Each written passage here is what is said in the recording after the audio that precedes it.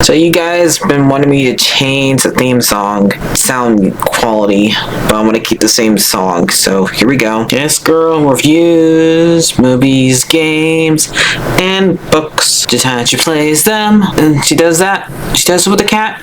Does that make her crazy? Does that make her crazy? Probably. Hopefully that fixed the audio. Crazy Cat does not own any of these pictures or books or pictures. I use them under fair use for educational purposes, so the people who watch them learn a little bit something when they do it. Hopefully that fixed the audio. I only did all those years ago. No, I don't want to do this. I'm scared of this thing. Please move it. All right. Hi everyone. So finally I watched the Welcome to Derry's episode. And make sure, as far as I don't know how much this episode was faithful to the book, since apparently most of these characters were made up. If I was them, I would do, since there is parts of the books that are in flashback. I don't mean the older character, the ones who are who were like doing adults, but like one of the missing kids that showed up during this time period, because I'm pretty sure the original book did take place during the 50s. So but they were trying to make it where, since the movie aged these kids up, so it would take place during modern times. Make that be like different times, since in the movies it took place during the 80s, so 27 years late before this would have to be somewhere in the 60s, at least, to do the math, since he comes around every single 27 years. Pennywise does. We really they didn't show Bill Skarsgård in this episode at all, but the group that they mostly focus on was Ted, Philly, Lizzie, Ronnie, and a little girl. I think it's like Phil's little sister, because we got Ted, who's Jewish, just like the one who died in the first.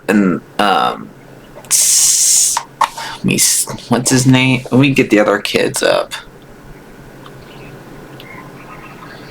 Stanley was the one who was also Jewish.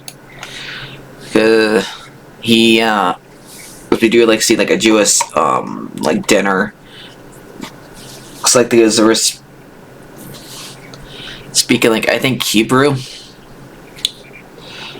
during it, and he got sent to his room. He was also telling he went to bed, but they told him not to read any more comic books. And he's reading detective comics, which had a Batman on there, because it's that back then in the 60s, that's what DC was called. And it's still, that's what DC so it's kind of still called that, but yeah, I think they just abbreviated it. But they were looking for a boy named Matty, who snuck into a movie theater to see The Music Man, and an usher boy found out that he was in there and chased him out.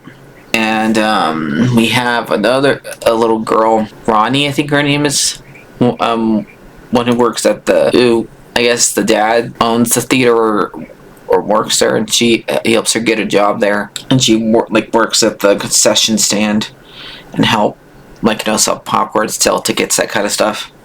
And she helps cover for him, and he ends up leaving, and he tries to leave Derry. He goes inside of a car with a bunch of with a family. It's definitely all 100% it. None of them acts right. And they're spelling out words that teach the youngest how to spell, and the eldest child is not being nice by eating liver. Yuck. No, liver's not too bad actually, but yeah, she's like putting the sauce on top of try to put the sauce onto Maddie's face, and while they're spelling, one of them, the mom gives birth to a very scary baby. And then attacks them, and we don't know what happened to Maddie. Like he was playing with a pacifier or something like that. Kept on sucking on it, and like ghost floats down to the sewer. And this is where we meet Phil and Ted. And Phil doesn't want to. But Phil just said apparently they forgot it was his birthday. Forgot that was Maddie's birthday, and they were paid to come to get candy. And they blame each other what happened to him. Though Phil thinks that he's gone. Ted doesn't want to believe it.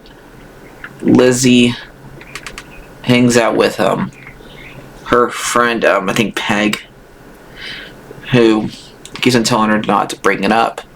I mean, had the whole sewer bathroom thing that happened, like we did with Bev, except for it was the bathroom. She was supposed to start getting ready to go and see her dad's grave. And then she starts hearing them singing the trouble song from Music Man, and it ends up being Maddie poking out his fingers. And they get the idea to go talk to the person who owns the movie theater, his daughter, and only ones that make it out of it because they start doing the whole entire book / film thing that was in the movie, and they see Maddie up there, and as far as we know, 5 went in and 2 made it out, and that was Libby and Rodney. We don't know what happened to the other. It had that little baby from inside the car. And there's also like a military thing that's going on with one of the, I'm guessing one of the dads, up to probably one of the future kids that's gonna come, who is being I think targets for race, like for, because it's the 1960s, so, and he's he's black or African American, and one of them is like, they would not salute him, and they got mad at the guy who was would not salute to him. And they were like after something for him, like he's gonna say it's classified, and his friend saved him. I don't know what's going on with that one. Knowing that that's probably the one that's gonna lead to one of them being taken to Shawshank, because since that movie was written by Stephen King too. That book was written by Stephen King too. And the trailers we saw Shawshank trucks, and somebody gets sent there, so I'm guessing that this soldier's gonna get sent there, because it makes sense for him to get sent there since he's one of the adults that's being that's one of the main characters in here so far. So yeah, we'll see what happens next time. I'm probably gonna give this one like I'll do 7, and I don't know. I don't think I will read this book, but I'll probably end up reading one of his less scarier ones over this one any day. But yeah, I'll see you guys later. Like, favorite, and subscribe, and remember, we all float down here. Bye bye.